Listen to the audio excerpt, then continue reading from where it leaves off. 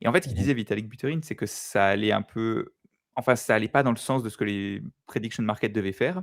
Et que lui, ce qu'il voyait plutôt, c'est des prediction market où en fait, tu utilises ça pour, pour, comment dire? Hedge en anglais, donc pour protéger, pour t'assurer contre des événements qui arrivent. Et donc c'est ça l'idée, c'est que tu pourrais vraiment imaginer, financiariser ta vie ou en tout cas faire des anticiper ta vie et prendre des assurances sur un peu tout. Parce que, OK, peut-être que moi, c'est pas un bon exemple, mais je suis sûr, il y a plein de gens dans des situations qui pourraient imaginer ça et donc ça Mmh. aurait de la valeur. Alors qu'aujourd'hui, ben, c'est surtout du gambling, des paris qui ont pas beaucoup d'intérêt et ouais, donc je sais pas, je trouvais sa vision assez conséquent assez Ouais, c'est convaincante c'est et c'est malin, ouais. Mais si on part du principe qu'on veut être dans ce milieu-là, c'est super malin, je trouve.